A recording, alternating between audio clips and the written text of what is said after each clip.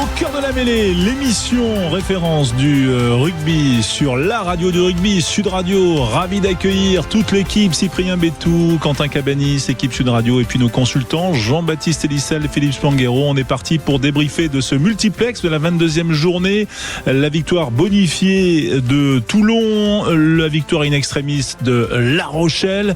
On aura également des invités avec Louis Carbonel, l'ouvreur du Stade Français, l'ouvreur qui a donné la victoire à son équipe face à Pau et qui est peut-être une pénalité synonyme de qualification. On va bien sûr en parler avec vous au 0826 300 300. C'est parti pour une heure 100% rugby. Sud Radio, au cœur de la mêlée, François Trio. Bonsoir Jean-Baptiste Elissal et bonsoir Philippe Spanghero. Bonsoir messieurs. Salut à tous. Les résultats de cette 22e journée, si vous n'étiez pas avec nous depuis 14h30, Cyprien Bétou fait le point. Exactement François, ça a commencé avec le succès du Stade Français à l'arraché 34-32 face à la section paloise. Un bonus défensif pour les Béarnais. Dans le multiplex que vous avez vécu il y a quelques instants, Lyon s'en est sorti à domicile face à Castres 26-21. Toulon s'est bonifié à domicile face à Bayonne 52-26. Montauban continue de sombrer à domicile face au Racing 92 59-10. Bonus donc pour les Franciliens. Et Perpignan s'incline sur le gong face à La Rochelle 31-29 avec une pénalité de Nolan Le Garec. Et ce soir, le match UBB Montpellier. Demain, Toulouse-Clermont. Un point sur le classement parce que c'est vrai que la course pour le top 6 était freinée. Exactement, ça fait rage. Et la bonne opération pour le moment, c'est celle du Racing 92 qui remonte à la 5e place, 60 points. Devant Toulouse reste leader premier. Bonus défensif de Pau leur permet de rester deuxième. Le Stade Français recolle à 2 petits points de Pau, 3e 63 points. Montpellier qui n'a pas joué, qui joue ce soir 61 points, 4e. Donc le Racing 92 5e 60 points.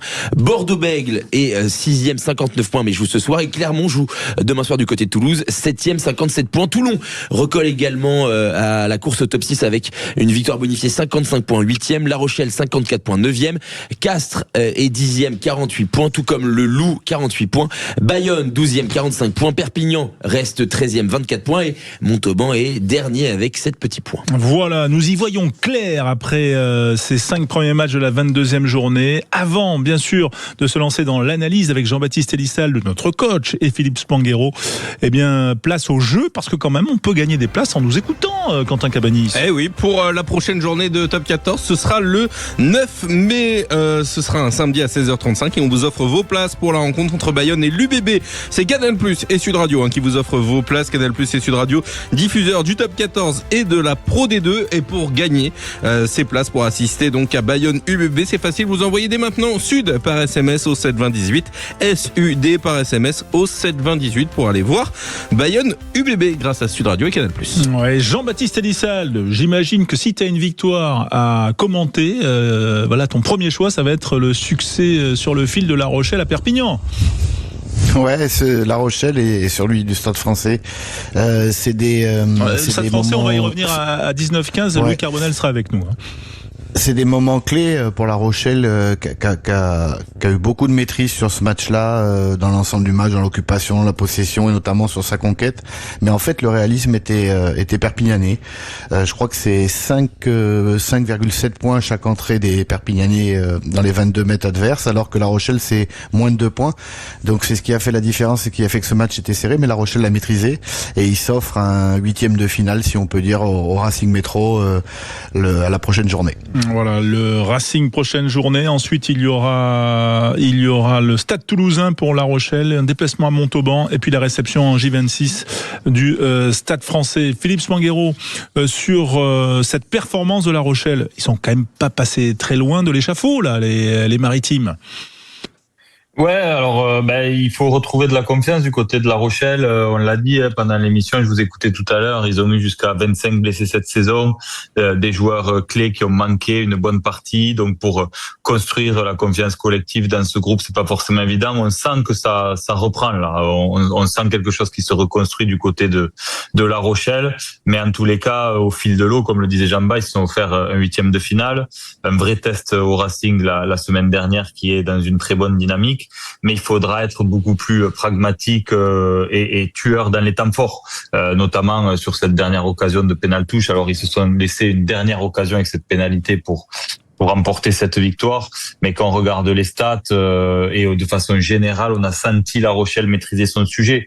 Et c'est pas normal que dans ce genre de match, ils se retrouvent dans cette situation à la fin. Donc il leur manque encore un peu de confiance collective et de pragmatisme dans leur temps fort. Oui, ça aussi, ça fait partie des signes de confiance que peut-être les Rochelais n'ont pas encore cette saison. En tout cas, cette confiance si dure à acquérir. Est-ce qu'il y a peut-être une stat ou quelque chose, Cyprien, que tu veux faire ressortir sur ce match ? Oui, c'est mieux avec le micro. Sur cette victoire rochelaise, pas forcément. C'est surtout le caractère du coup rochelais retrouver cette victoire à l'arrache avec cette pénalité de Nolan Le Garec. Ça montre aussi 23 points. Exactement. Ça montre que en fait dès qu'il y a les tauliers, dès qu'ils sont présents, on parlait de la semaine dernière de la troisième ligne Boudéan, Aldridge, Jégou. Mais voilà, c'est aussi au caractère qu'ils l'ont gagné cette rencontre. Et Nolan Le Garec, il est venu pour ça à La Rochelle parce que c'est un homme complet qui peut à la fois marquer des essais et mettre des points au pied. Et cette dernière pénalité, alors c'était pas la plus compliquée qu'il a mise évidemment, mais par contre avoir le mental d'aller chercher une dernière pénalité pour La Rochelle et de s'offrir une victoire à l'extérieur, chose qu'ils étaient venus chercher, eh bien ça montre que les Rochelais sur une bonne série pourraient être un peu le poil à gratter dans la course au top 6. Voilà. C'est juste simplement pour rebondir, Cyprien, dans les stats quand même, pour illustrer un peu la fébrilité malgré la domination en possession d'occupation, c'est 11 pénalités pour aller faire des coups à l'extérieur s'ils veulent se donner les moyens d'exister et de faire cette course au top 6. Et dès le week-end prochain au Racing, il faudra aussi beaucoup plus de discipline. 11 pénalités, c'est trop pour espérer un résultat chez un concurrent direct au top 6. Voilà, avec notamment ce chassé-croisé au score tout au long de la deuxième mi-temps, là, aux alentours de la 50e, après l'essai de Yato et Urda Pileta. Quand on fait 11 fautes, et pour peu qu'elles soient dans la mauvaise partie du terrain, l'artilleur qui est Urda Pileta en profite, et ça a été le cas donc pour La Rochelle qui s'est fait peur. Jean-Baptiste Elissalde, est-ce que c'est Rochelais? Alors toi, t'as parié, on peut le dire, on va dire, sur notre petit groupe WhatsApp, quand on prépare les émissions, t'as parié sur La Rochelle qui allait intégrer le top 6. Il a parié une de ses maisons, ça va. En fait, non. Une cabane de pêcheurs sur l'île de Ré, donc t'imagines. Ça se jouera pour moi à 2 points, soit entre eux, soit entre le Racing, Métro 92. Je les ai mis gagnants au Racing parce que je me dis qu'ils viennent de tellement loin, ils ont passé vraiment une sale saison, comme vous l'avez dit, il y a beaucoup de blessés. Là, je les sens revenir costauds avec leurs joueurs majeurs et le tournant de la saison, le premier c'était celui-là, ça se joue à 1 point, mais ils ont quand même, on l'a dit, ils l'ont dominé. Et celui de la semaine prochaine, c'est à Kitudo pour moi. Donc j'avais fait un prédictif en les voyant 6e. Entre parenthèses avec le Racing qui peut leur passer devant en cas de victoire bien évidemment, mais pour les 5 autres, ceux qui sont là à mon avis devant, ça va pas bouger. Ouais, donc ça veut dire quand même que si je te suis, il faut aller impérativement s'imposer au Racing 92 qui est un concurrent pour rentrer dans le top 6, ensuite que Toulouse, la réception de Toulouse en J24 pour La Rochelle, ça sera pas aussi dur que ça parce que Toulouse fera tourner, gérera je sais pas, même Toulouse avec l'équipe 2, on l'a vu à Castres, peut être entre guillemets qu'une équipe, un gros banc, peut être très dangereuse, mais c'est sur la dynamique. S'ils arrivent à l'emporter au Racing, ça fera 3 victoires d'affilée. Le match de gala contre Toulouse, certainement en prime time, un moment qu'ils ne louperont pas. Et puis après, Montauban, ils iront pour moi y gagner. Et Stade Français jouera certainement la 4e place, sera déjà sûr de recevoir son quart de finale et fera pour le dernier match à La Rochelle du repos à ses joueurs majeurs, à mon avis. Donc c'est pour ça que je les voyais eux remonter de 3 places au classement et se battre avec le Racing. Mais tout dépendra du match prochain. La séquence est enregistrée, Jean-Baptiste, on la repassera bien sûr si tu as raison, parce que c'est ça qui nous intéresse, c'est de souligner cette capacité de... Et s'il attend, on profitera juste de la maison. Non, bien sûr, de cette cabane à l'île de Ré. Allez, au Vieux Crampon en tout cas, on est toujours bien reçu, ça c'est sûr, c'est à côté du stade Marcel de Flandre. Mais là, t'es au repos aujourd'hui, là, Jean-Baptiste, au Vieux Crampon. Aujourd'hui, on a reçu les féminines de Brive qui sont venues jouer 2 rencontres à La Rochelle. C'est plutôt sympa, on fait ça aussi. Ça permet de rester en contact avec le rugby, si on peut dire d'en bas, quoi. Voilà. Eh ben c'est sympa. En tout cas, allez, on va se retrouver dans un instant parce qu'on va reparler d'une autre victoire sur le fil. Bien sûr, mais on va retrouver quand même dans un instant, même s'il n'y a pas de pause, parce qu'il faut savoir aussi, parler du Stade Français. C'est l'une des temps forts de cette journée. La victoire 34-32 du Stade Français face à Pau. On a vécu ça avec toi, Cyprien. Beaucoup de suspense, d'émotion. Ça s'est joué vraiment au gong. Exactement, une dernière pénalité. Alors, elle aurait dû être excentrée sur la ligne des 5 mètres. Finalement, elle a été centrale puisqu'il y a eu une faute sur Sekou Makalou et donc un 4e carton jaune pour les Palois. Et puis Louis Carbonel qui facilement n'avait qu'à passer le ballon entre les poteaux pour offrir cette victoire précieuse 34-32. Elle a été compliquée à se dessiner pour les Parisiens, mais elle fait vraiment du bien au vu du classement. Ça leur permet de continuer, on va dire, à lutter peut-être pour rêver d'une 2e place. Louis Carbonel, il a donné la victoire au Stade Français. Il est en direct sur Sud Radio à 19h15. On est ravis d'accueillir Louis. Bonsoir Louis et merci d'être avec nous. J'imagine que tu es encore au Stade Jean-Bouin. Ouais, je viens juste de rentrer. Bonjour à tous. Et c'est vrai que c'est un peu fatigant quand même comme match. Ouais, fatigant émotionnellement ou physiquement? Je pense les deux. Après, c'était surtout aussi physique. On n'avait pas joué depuis 3 semaines pour la plupart de l'équipe. Et on l'a ressenti sur plein d'actions dans le match, notamment en première mi-temps, où je nous ai trouvé pas mal, on va dire, en dessous de notre niveau, que ça soit dans les contacts, dans le replacement, dans pas mal dans la discipline aussi. On a 13 contre 15. On n'a pas su marquer de points. Ils en ont marqué 6. Donc, voire un peu plus juste après. Donc, ouais, c'est super parce que l'état d'esprit est là et on n'a pas lâché jusqu'à la fin, mais sur des matchs avec une belle équipe de Pau, sur une fin de saison comme ça, on pouvait le payer cher. Ouais, c'est passé près effectivement. Jean-Baptiste Elissalde avec Louis Carbonel. Vous êtes croisés à Montpellier. Ouais, exactement. Ouais. Salut Louis. Écoute, moi j'ai vu à peu près le même match que toi. Hein, je pense, j'avais pas compris le coaching de tes coachs. Je sais pas à toi d'y répondre d'ailleurs. C'est même pas une question que je te pose. Mais la semaine dernière au Racing, en décidant de faire cette impasse avec la Coupe d'Europe juste avant, ça faisait 3 semaines sans jouer. On a vu que vous aviez manqué de rythme, mais paradoxalement, peut-être que c'est ça qui vous fait aller chercher cette fin de match, la fraîcheur. On va dire ça. On va espérer que c'est ça. En tout cas, Paris qui reste sur toujours une forte conquête qui permet de rester à flot même quand ça va pas, une pénalité par-ci en mêlée, 2 récupérés, puis 3 contre en touche, qui les laisse dans le match, parce que j'ai bien cru que Pau, en jouant à 13 là comme tu l'as dit Louis, allait perdre le match, et en fait j'ai cru, et ils l'ont gagné à ce moment-là quasiment. Ils ont marqué 6 points, ils sont passés à 18-11 et je me suis dit s'ils arrivent à passer ce moment-là, ils vont certainement l'emporter. Ça s'est pas passé comme ça, le scénario est un peu plus fou que j'avais perçu pendant le match, mais voilà, cette conquête de Paris qui est pour moi les tient à flot aujourd'hui. Oui, je suis d'accord avec cette très bonne analyse de Jean-Bas. C'est vrai que on a une forte conquête, même en deuxième mi-temps. On a un peu, avec le banc qui nous a fait du bien, on a resserré un peu le jeu sur du jeu au pied de la conquête, notamment avec des molles portées, parce que quand on a senti sur le terrain que dès qu'on voulait envoyer du jeu, pourtant c'était notre volonté, mais que ça suivait pas et que nos joueurs étaient pas réactifs. Donc c'est vrai qu'aujourd'hui la conquête nous a fait du bien dans des moments clés. Ouais, effectivement, avec cette victoire, on le rappelle, 34-32. Philippe Spanghero avec Louis Carbonel, notre invité dans Au cœur de la mêlée sur Sud Radio. Ouais, bonsoir Louis. Je vous écoutais déjà dans le scénario du match, donc j'étais d'accord avec Jamba, mais je me dis que peut-être les Palois ont laissé des plumes pendant cette période d'infériorité numérique, parce qu'en fin de match, on les a sentis plus en difficulté avec ces 2 cartons jaunes en fin de match, au moment où vous poussez pour récupérer cette victoire importante dans la course à la qualification, soit directe, soit à la réception d'un match de barrage. Mais j'ai l'impression que ça fait partie quand même des matchs un peu constructeurs, fondateurs dans la confiance collective. Il y en a eu certains cette année que vous avez été capable d'aller arracher, mais là on s'approche des phases finales. C'est quand même important dans les têtes de se dire que vous êtes capable ensemble d'aller arracher ce genre de match dans un scénario compliqué. Oui, c'est très important. C'est sûr que l'année dernière, je pense que ce genre de match, on les aurait perdus haut la main. Cette année, on en a perdu quelques-uns à la dernière minute, mais on en a gagné quelques-uns aussi à la dernière minute. Donc je pense qu'on est en train de prendre un peu d'expérience sur ces moments-là et de jamais rien lâcher. Donc aujourd'hui, c'est très positif sur l'attitude qu'on a eue.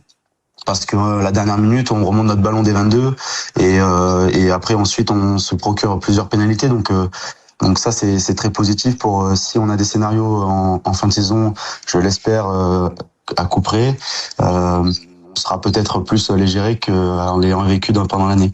Ouais, on peut vous le souhaiter effectivement. Cyprien Bétou qui était à Jean-Bouin, qui était au commentaire de ce match, qui a vibré bien sûr, et qui est avec Louis Carbonel. Oui Louis, évidemment la question, est-ce que cette dernière pénalité à la base elle devait être en coin, tu t'étais préparé à la taper en coin, et quand tu sais qu'elle bascule en face des poteaux, tu te dis c'est bon, c'est plié, ou alors on reste quand même concentré pour passer cette pénalité, parce qu'à tout moment on peut se déchirer, parce qu'en effet c'est pas la même préparation. Vidéo, hein. Elle bascule après vidéo pour un plaquage haut sur ton coéquipier Sékou Makalou.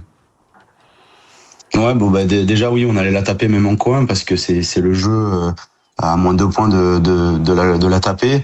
Bon, bien sûr, moi, quand je vois qu'il y a vidéo et que potentiellement il y a une pénalité en face, j'étais le plus heureux parce que forcément il y avait pas de pression, elle était 10 mètres en face, c'était gagné. Donc, alors qu'en coin, bon, c'est beaucoup plus compliqué et c'est soit t'es le champion, soit t'es celui qui fait perdre. Donc oui, j'étais quand même soulagé et non, il y avait pas trop de pression parce qu'elle était vraiment 10 mètres en face. Ouais, 10 mètres en face, effectivement, et ça peut changer peut-être la configuration de la saison. Ta saison, quand même, Louis Carbonel, elle est quand même assez incroyable. 100% de matchs titulaires, 230 points. On va dire, c'est un peu, entre guillemets, le jour et la nuit entre cette saison et la saison dernière. Tu es d'accord pour ce constat ? Oui, forcément, individuellement surtout, et aussi collectivement, c'est le jour et la nuit. J'ai fait un très gros travail l'année dernière notamment parce que j'en avais besoin personnel et donc là ça porte ses fruits. Je suis content. Après travail mental oui, mental entre guillemets. Oui, surtout sur ma façon de voir les choses, sur ma façon aussi de pas être trop dur envers moi-même. Donc du coup, c'est un travail constant de toute une vie pour tout le monde, mais voilà, je me sens bien. Je sens aussi que j'ai la confiance de mes coéquipiers autour de moi pour jouer le rugby que j'ai envie. Même si on s'appuie sur une conquête qui est très forte, on essaye quand même de déplacer le ballon quand on peut. Donc je me sens bien. Je suis content de ce travail justement que j'ai entamé l'année dernière, et j'espère que ça va aller de mieux en mieux parce que j'ai envie de toujours faire mieux. Louis, on a vu récemment dans un reportage de nos confrères de Canal+, que tu utilises un focus band pour un bandeau doté de capteurs qui analysent l'activité cérébrale pour t'entraîner devant les perches. Qu'est-ce que ça t'apporte ? Est-ce que c'est vraiment efficace, ou est-ce que c'est aussi un peu en effet la méthode Coué, un peu pour te rassurer toi-même sur le fait que tu es un bon buteur ? Non, mais ouais, c'est sûr que forcément c'est pas ça qui tape les pénalités le jour même. Après, moi ça complète un peu mon travail personnel, c'est que je me connais un peu plus grâce à ça et j'entame des routines que des fois tu oublies avec que les semaines d'entraînement où t'as de la fatigue, etc. Donc c'est juste une connaissance de soi-même qui est un peu plus poussée, mais bien sûr que c'est pas ce qui fait que t'as 80 ou 85% de réussite pendant l'année. C'est un tout. C'est juste essayer de travailler des aptitudes. Moi, je le fais une fois par mois, donc je me remets des petits focus une fois par mois pour que justement quand il y a des pénalités à pression, ça soit quelque chose qui me dérange pas plus que ça, ou que je sois vraiment en confiance. Mais oui, forcément pour moi c'est quand même un outil qui m'aide un petit peu, mais c'est très peu, quoi. C'est pas ce qui fait que cette année tout se passe bien aussi. C'est un tout. Ouais, Jean-Baptiste, sur ce point-là, parce que toi aussi tu as dû connaître, Jean-Baptiste, des hauts et des bas dans ta carrière. Oui, bien évidemment, mais c'est à peu près le métier de tous les buteurs. Hein. On est tous passés par des phases un peu moins bonnes, et c'est souvent quand ton équipe va pas que t'as des moments de doute, des coups de pied plus ou moins importants dans des moments qui sont pas forcément les moments critiques de fin de match, mais courant le match où tu loupes une fois, puis tu loupes 2 fois, tu te fais contrer, et t'es à l'image de ton équipe. Donc on l'a vu avec Louis l'année dernière, et cette année tout va beaucoup mieux. Et en général, quand tu es numéro 10 et que t'as un paquet d'avant qui avance, tu prends un peu plus confiance en toi, les situations sont un peu plus simples à jouer, et là tu peux reprendre de la confiance, et c'est ce qui se passe aujourd'hui avec Louis, parce que c'est un très bon joueur de rugby. Et Louis, avant de redonner la parole à Philippe Spanghero, mais il y a la stabilité du staff qui doit sans doute expliquer aussi beaucoup de choses. Il y a ta 2e année à Paris, et quel est le rôle aussi de Morgan Parra dans aussi ta saison ? Est-ce qu'il a un rôle ? Voilà. Oui, il a un rôle pour tout le monde, pour nous les trois quarts. C'est vrai qu'il nous incite beaucoup à jouer. Mais avec toi en particulier. Non, il a un rôle d'entraîneur des trois quarts normal. Après, on échange beaucoup, on parle le même rugby, donc moi ça me simplifie aussi la chose dans le sens où je trouve que Morgan a les mots justes généralement pour nous faire comprendre certaines choses sur le jeu. Après, voilà, comme il a dit aussi Jean-Bas, c'est vrai que même quand c'est devant, ça avance, c'est sûr que c'est plus facile pour nous les trois quarts. On a beau dire ce qu'on veut, on a vraiment besoin de tout le monde au rugby. Mais Morgan Parra a amené sa patte cette année où justement il nous pousse à prendre les ballons lancés, il nous pousse à jouer, il nous laisse libre aussi. On a un cadre, mais il nous laisse libre. Et pour moi qui joue un peu à l'instinct et qui n'aime pas s'enfermer dans un cadre, c'est sûr que moi il m'apporte ça surtout. Philippe Spanghero avec Louis Carbonel.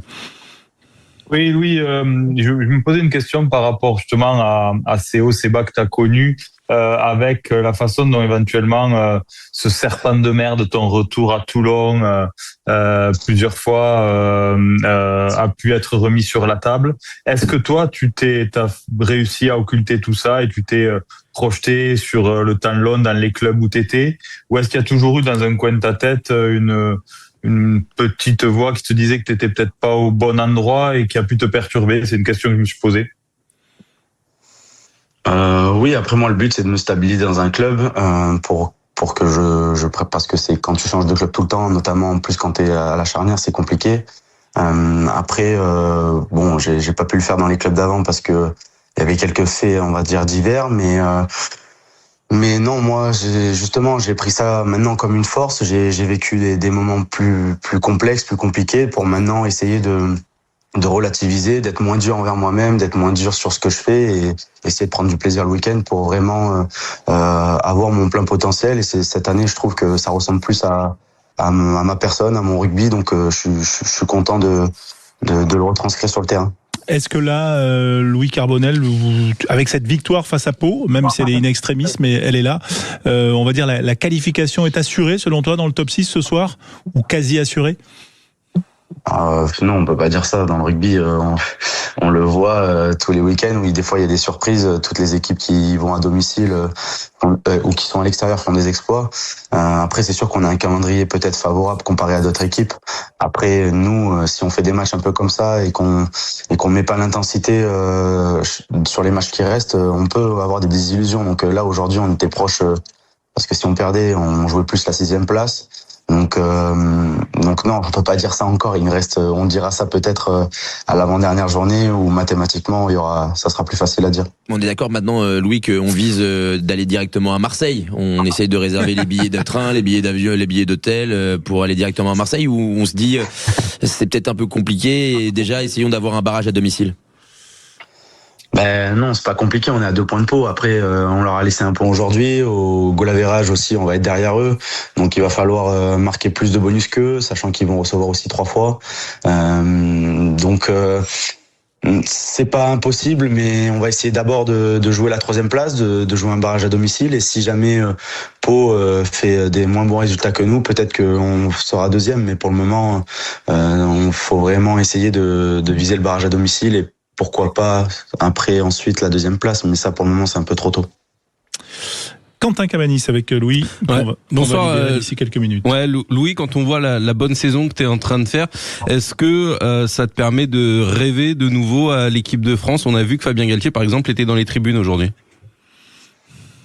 Il y a quand même des très gros joueurs à mon poste, donc moi, ce que j'ai on l'apprend avec plaisir.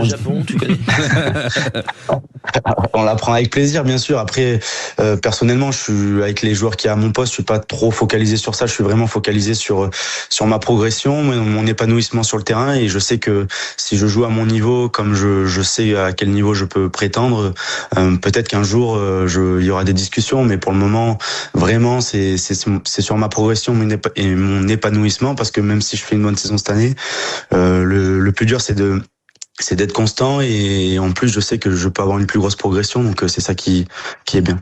Et c'est ce qu'on te souhaite, bien sûr, Louis Carbonel. Dernière petite question quand même, ton cœur de Toulonnais samedi prochain. Il n'y a pas de match, il n'y a pas de match le week-end prochain pour toi. Mais en tout cas, tu vas le vivre comment, cette demi-finale de Champions Cup du RCT? Bon, on va être supporters français. J'ai quelques copains qui jouent à Toulon, donc ça va être très dur pour eux. Mais c'est une demi-finale de Coupe d'Europe, donc pour moi c'est du 50-50. On voit que Leinster est un peu moins bon que les années précédentes, donc ils ont leur carte à jouer. Et j'espère qu'il y aura une finale franco-française pour qu'il y ait plus de clubs en top 14 en Coupe d'Europe l'année prochaine. Pas le week-end à Dublin, quoi. Ouais, voilà. Bon, merci Louis Carbonel d'avoir été avec nous. Bon repos en tout cas et félicitations pour cette victoire 34-32. C'était en début d'après-midi en ouverture de cette 22e journée de Top 14 qu'on a vécu sur Sud Radio. Merci Louis, à très bientôt. Merci à vous. On va se retrouver dans un instant, toujours avec Jean-Baptiste Elissal, avec Philippe Spanghero bien sûr, avec vous au 0826 300 300 pour continuer de dérouler, de débriefer cette actu du Top 14 et du rugby à suivre sur Sud Radio. Avec vous les amateurs de rugby sur Sud Radio, la radio du rugby, pour revenir sur cette 22e journée. On a parlé de la victoire de La Rochelle à Perpignan, du succès in extremis du Stade Français à Pau. Venons-en au succès de Toulon. Jean-Baptiste Elissal, Philippe Spanghero, Toulon qui l'a emporté 52-26. Ces Toulonnais-là sont-ils capables d'aller battre le Leinster? Voilà ma question. Jean-Baptiste, après ce que tu as vu aujourd'hui et ce qu'on voit depuis 2 semaines, notamment en Champions Cup. Allez, il faut se jeter à l'eau. Sur la discipline, je sais qu'elle est froide à La sur Rochelle, mais il faut se jeter à l'eau. non, sur la discipline, oui, ils ont été très peu sanctionnés aujourd'hui. 5 pénalités, contrairement à Bayonne. 6, pardon. J'avais côté 5. Excusez-moi. Et là-dessus, oui, sur la dynamique aussi, mais ne va-t-il pas manquer un peu de rugby et notamment un peu plus de dureté défensive? Ils ont quand même depuis quelques matchs et depuis une certaine spirale de temps des difficultés dans de mettre une pression haute en défense. Ils se font souvent transpercer. Ça risque d'être très compliqué quand même la semaine prochaine, mais le parcours entre guillemets a été sauvé en allant chercher cette qualif à Glasgow. Ouais, Philippe, comment tu vois les choses par rapport à ces Toulonnais qui l'ont emporté 8 essais à 4, mais sans être totalement 100% serein, quoi? Non, aujourd'hui, alors c'est toujours compliqué avant une échéance comme ça. La tête était forcément déjà un peu à cette échéance et malgré tout, encore une fois, quand on regarde les stats de ce match-là, Toulon aurait pas dû se mettre dans cette situation, aurait pas dû laisser Bayonne revenir à un moment, y croire à la 60e ou 65e. Je crois que Bayonne revient à moins d'un essai transformé d'écart, alors qu'on sentait ce RCT très dominateur. Voilà, dans le caractère, il faut être capable d'être encore plus tueur du côté du RCT. Ils ont quasiment 60% de possession sur le match, quasiment autant d'occupation. Et donc, il manque ça, il manque encore ça. Et je suis d'accord avec Jamba sur la structure défensive et le caractère défensif de cette équipe. Il faudra vraiment élever le niveau. Après, ils y vont sans pression quelque part, même si une demi-finale, tu as toujours envie de la gagner. Le parcours est sauvé, en effet. Et on l'avait dit quand même en début de saison, sur le papier, ils ont l'effectif pour figurer dans les 2 compétitions. Le pari est réussi en Champions Cup. Ils se remettent dans une bonne dynamique en championnat.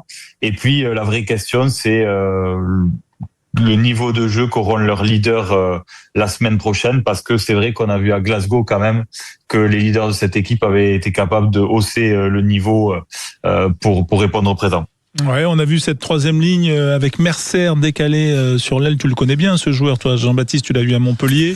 Ouais. Il y avait le jeune géorgien, la Chashvili, et sa puissance, Esteban Abadi. Est-ce que là, il y a quelque chose qui peut se tramer, pour aller à Dublin défier le Leinster? Je pense que le grand Charles y sera, s'il a toutes ses capacités physiques. On sait pas trop, sa blessure reste un peu secrète, mais il prendra certainement la place, quitte à délaisser un peu la touche et le côté Abadi avec son contre, sachant que le Leinster est une machine dans ce niveau-là et que c'est très très dur quand même de les contrer. Donc on voit plutôt ça. C'est vrai que ce numéro 8 géorgien est une belle surprise, puissant, dynamique, voilà. Et ils auront un rôle clé, surtout qu'ils ont perdu leur leader en fait, Ludlam, des mecs comme ça leur manque parce que c'est eux les ferrailleurs de l'équipe. Et c'est vrai que dans un match au Leinster, ça peut être en grande partie compromettant s'ils sont pas dominants en troisième ligne. Voilà. Après, c'est vrai qu'ils ont, pour finir, ils ont quand même progressé sur la discipline. Et c'est vrai que le Leinster, à l'image du 15 d'Irlande, c'est une équipe qui porte beaucoup le ballon, qui multiplie les temps de jeu, et qui trouve des solutions après de très longs temps de jeu. Donc, cette rigueur dans la discipline dans laquelle le RCT a progressé et sur laquelle il faut encore un bon match aujourd'hui, elle sera particulièrement importante la semaine prochaine. Ouais, on a vu aussi quand même cet essai qui les a ramenés vers le bonus offensif, 74e essai de Jaminet, initiative de Ben White longtemps dans la saison et même la saison précédente, malgré une demi-finale, les Toulonnais étaient un peu dépendants de Serein. On a l'impression quand même, Jean-Baptiste, toi qui es un expert du poste, que Ben White a pris quand même une nouvelle épaisseur. Est-ce que tu partages ?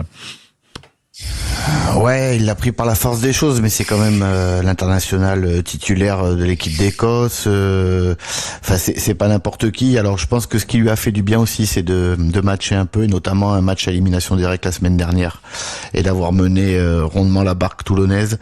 Ça donne beaucoup d'énergie, et là, en effet, quand il est rentré, il a fait la différence. Je crois que Toulon est un des rares clubs en France, peut-être avec Toulouse, à avoir 2 demi de mêlée quand même de très haut niveau. Bien sûr que Baptiste a un peu plus d'emprise de par son ancienneté, son expérience du top 14, du jeu lent, du jeu rapide, qu'a moins Ben White, mais je pense que les deux peuvent être très complémentaires et auront un rôle à jouer dans le coaching. Il y a également, messieurs, une question que je me pose, c'est il y a quand même des électrons libres du côté de Toulon. On pense notamment sur les ailes, Dréan Ferté, qui sont quand même assez des détonateurs quand même pour cette équipe toulonnaise. Ça peut venir aussi des exploits. Ferté qui quand même est arrivé en début de saison, qui a quand même très vite matché, et en plus de ça, il peut également jouer à plusieurs postes. C'est une vraie découverte pour les Toulonnais, et avec Dréan qui continue sur le niveau qu'on a vu depuis le début de la saison. Ils ont des vraies armes, alors qu'on sent que le Leinster, il y a un peu plus d'absence peut-être sur ces ailes-là. Donc c'est peut-être là-dessus qu'il faut peut-être appuyer, Jean-Baptiste. Doublé de Ferté aujourd'hui. Ouais, Ferté, c'est un garçon proté, quand tu es capable de jouer tous les postes comme ça au rugby. Pour ceux qui suivaient la Pro D2 l'année dernière, il était évident et clair qu'il allait faire sa place en top 14, et ce à n'importe quel endroit du terrain. Dréan est en pleine bourre, et puis avec la blessure de Villiers, il est sûr que, hormis Twickevoue qui pourrait peut-être rebattre les cartes à l'aile, on se dirige vers un de ces 3 joueurs-là, enfin ces 2 de ces 3 joueurs-là. Ils ont quand même une qualité, ces garçons, c'est que dans le jeu, je vous dis, qui est un peu programmé, stéréotypé, le jeu de 3 quarts toulonnais qui a du mal à se trouver quand même, ils ont cette faculté, eux, de déclencher des choses juste par leur talent et leur explosivité. Et il en faut toujours des facteurs X, ça peut débloquer les grands matchs. Alors je le souhaite pour eux, mais il faudra pas attendre que de ça côté Toulon. Ouais, effectivement, c'est Toulonnais donc qui vont jouer au Leinster. Philippe, toi, si on devait évaluer en pourcentage des chances des Toulonnais au Leinster samedi prochain en demi-finale de Champions Cup, tu l'évalueras à combien ? Un peu différemment de Louis Carbonel, bien sûr que sur le papier c'est du 50-50 à ce niveau de la compétition, mais on sait quand même que là c'est une terre particulièrement hostile quand même pour s'y déplacer, et Toulon reste encore un peu fragile dans sa dynamique, même s'ils ont acquis quelques certitudes sur les tours précédents. Je dirais un 55-45 parce que le Leinster, par contre, on le sent, est vraiment en perte de vitesse. On l'a vu sur la phase de poule. Ça fait très longtemps qu'on n'a pas vu le Leinster aussi peu dominateur et sûr de son rugby sur la phase de poule.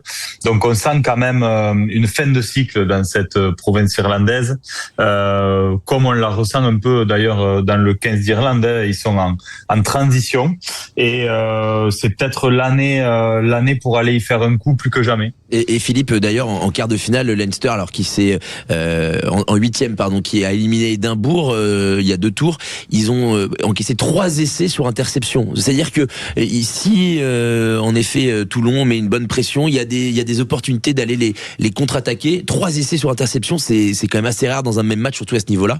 C'est-à-dire que ils sont peut-être un peu moins huilés leur jeu, et donc du coup, les chances toulonnaises, en tout cas, ils vont défendre chèrement leur peau, ça c'est sûr.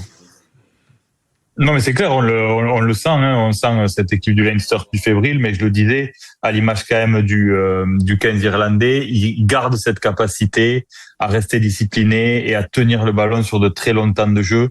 Donc, si cette équipe du RCT est capable, comme le disait Jean-Baptiste, dans la densité de répondre présent, et ils ont les éléments pour dans le pack, si les joueurs se mettent au niveau, et ils en sont capables. On passe à Charles Olivon, on passe à Jean-Baptiste Gros, on passe à Rébans.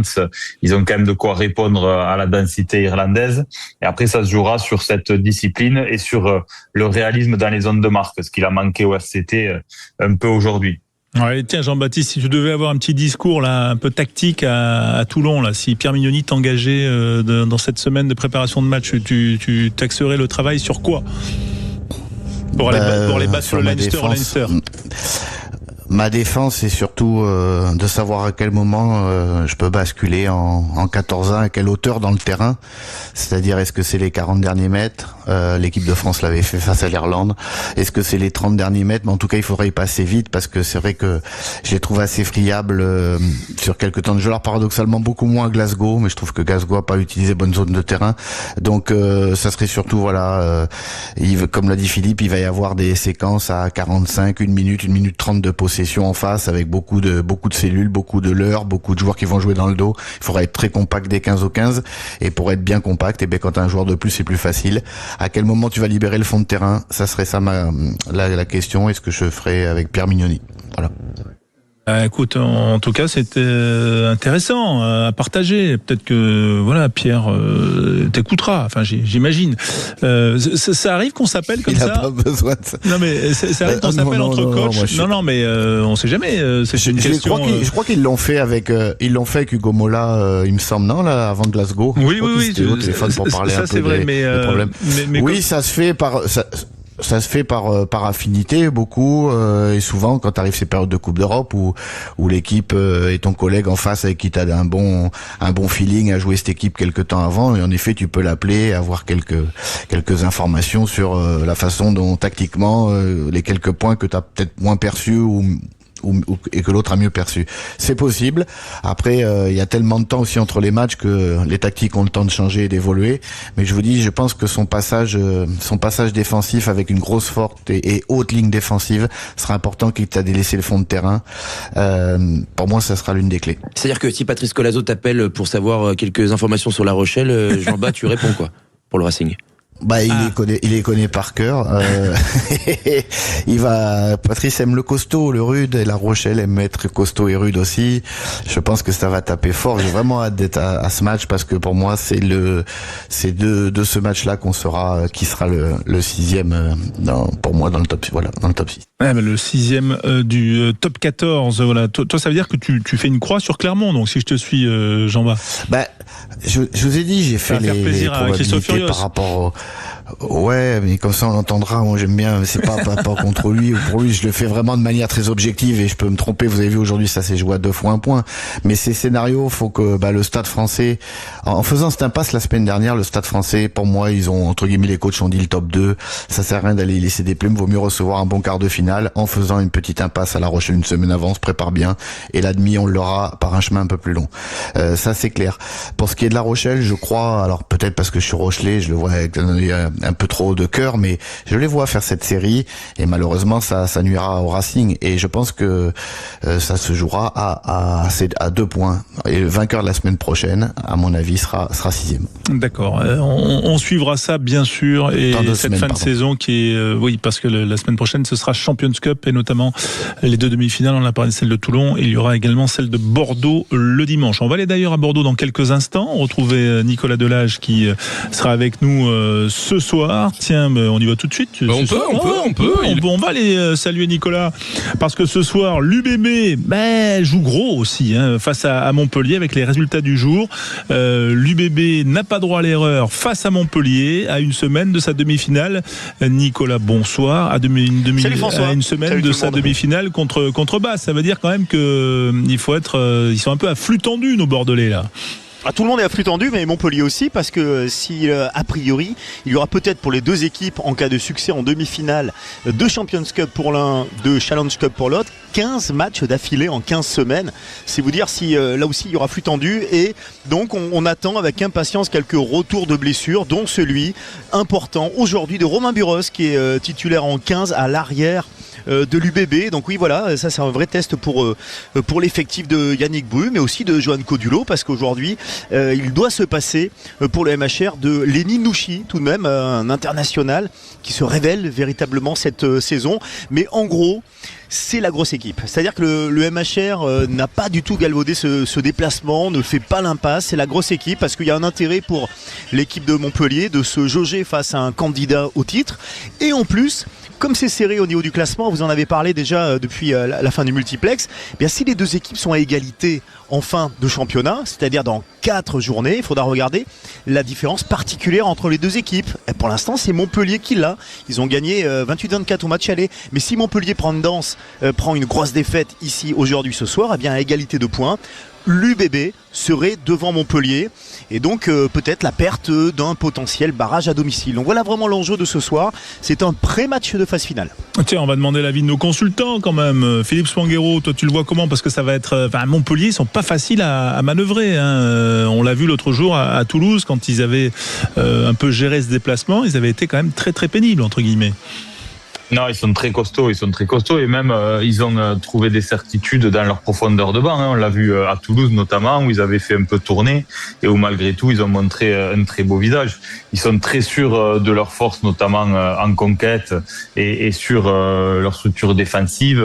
C'est une équipe costaud qui fait mal à ses adversaires et comme le disait Nico, en effet ils veulent se jauger face à un gros et la pression elle est sur les épaules de l'UBB qui s'est mis un peu en difficulté dans le championnat. Alors on sait à quel point c'est dur de jouer sur les deux tableaux, même si on le dit souvent, l'UBB a renforcé sa profondeur de banc aussi de son côté pour être ambitieuse sur les deux tableaux. Et malgré tout, ils sont sous pression en championnat et ils ont la tête aussi à une demi-finale de Champions Cup la semaine prochaine avec un titre à défendre. Donc je pense que l'UBB l'emportera. Mais en tous les cas, ça va être un match compliqué et ce sera serré, je crois. Ouais. Parce que le MHR, ils ont été capables d'aller à l'extérieur, ils ont bien voyagé. Ils ont pris, ils ont loupé des victoires de peu, mais ils ont pris des points de bonus et ils ont montré un beau visage quand même à l'extérieur. Chez une partie de tous les concurrents au top 6. Ouais, on se souvient en début de saison d'un nul accroché in extremis à Montauban, mais sinon il y a eu effectivement de beaux résultats à l'extérieur pour les Montpelliérains, avec notamment une victoire à Clermont de mémoire. Voilà. Ouais, puis des victoires de très peu à Toulon, à Bayonne, ils ont pendant quelques matchs, aussi, ils ont à La Rochelle. Effectivement, à La Rochelle. C'est vrai, il y a une défaite à Pau de 2 points, 33-35. Bref, Montpellier est une valeur sûre. Voilà, comment tu vois coach Jean-Baptiste Elissalde, comment tu vois ce match avec la densité montpelliéraine face à la fougue bordelaise? La première chose, c'est que je pensais pas que Montpellier allait disputer ce match avec toutes ses valeurs, ses forces vives. Et en fait, c'est le cas. Donc, c'est à saluer. Ils ont décidé de penser que certainement le match le plus dur des 2 semaines qui viennent sera celui de l'UBB. Et ils veulent se tester. Voilà. Même s'ils ont une demi-finale, ils ont pas à jouer la semaine prochaine aussi. Ils ont pas fait de choix. Ils ont dit le top 14 en priorité.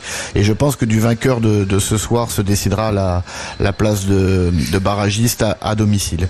Ça se jouera 4-5 ou 5-4. Et en effet, comme l'a dit notre consultant, si Bordeaux arrive à l'emporter avec une large victoire, voire à le bonus, ça fera certainement la différence dans 4 journées. Ouais, Nicolas, sur l'aspect purement stratégique, banc 6-2 côté bordelais, banc 5-3 côté montpelliérain, où d'ailleurs on retrouve aussi à l'arrière à Montpellier, le jeune Etchegaray qui était à Bordeaux en début de saison. Exactement, il a commencé la saison. Alors il appartient encore à l'UBB, John Etchegaray. Il est titulaire en 15. C'est vrai qu'avec Tom Banks, ils peuvent jouer ailier ou arrière, mais en tout cas il s'intègre parfaitement, le jeune Etchegaray. Il n'a que 20 ans, on le rappelle. Et puis il y a également une petite particularité, c'est la première feuille de match de Mama Diaby côté MHR. Oui, il a commencé lui la saison avec Perpignan, et puis là il est passé du côté de Montpellier. Lui aussi c'est un ancien, un ex de l'UBB à être ici sur cette pelouse. Et puis juste pour l'anecdote, en face du côté de l'UBB, on a également un garçon qui a commencé la saison avec Montpellier, qui est passé ensuite à Perpignan, et le voici ici, c'est Hugo Royce. Ouais, c'est effectivement le match des joueurs qui ont beaucoup bougé, on va dire les nomades du top 14, mais qui commencent à Bordeaux, qui terminent à Montpellier ou vice versa. En tout cas, Diaby qui était titulaire en finale de la Champions Cup l'an dernier avec l'UBB. On sait que ça s'est pas très bien terminé pour lui dans le club girondin, donc il y aura sans doute un peu de revanche en l'air. Pas de retour de Cyril Cazot devant, on va dire ils sont pas effectifs complets encore les Bordelais. C'est vrai, Cyril Cazot, on l'attend la semaine prochaine, peut-être pour la demi-finale, peut-être sur le banc. En tout cas, du côté de l'infirmerie, il y a un peu d'inquiétude pour Jean-Luc Duprez, le Sudaf, très solide, une poutre, mais qui a vraiment du mal à se sortir des commotions. Nico Deporter, tiens, on l'a croisé il y a une petite demi-heure, il a plus son attelle au niveau de l'épaule, il n'y a plus de problème, a priori, il devrait revenir avant la fin de la saison. C'était vraiment ce qu'on pouvait se demander. Et puis non, sinon l'infirmerie, toujours Jens van Rensburg et Pagerello. Damien Penaud au centre ce soir, merci. Oui, il a passé le protocole commotion après sa commotion contre Toulouse. C'est bon, il a bien passé cette semaine, donc il est de retour. Bon, c'est une. Là, c'est quand même le poste où il vaut mieux pas trop qu'il y ait de casse ce soir quand même. Ah ouais. Pour les Bordelais, c'est vrai qu'ils ils ont été effectivement bien touchés, et notamment sur ce poste de second centre, même si Van Rensburg est plutôt un premier centre. Voilà. Merci Nicolas, on te retrouve dans un peu plus d'une heure là pour le coup d'envoi de ce match qu'on va vivre en intégralité sur Sud Radio. UBB Montpellier, suite de la 22e journée.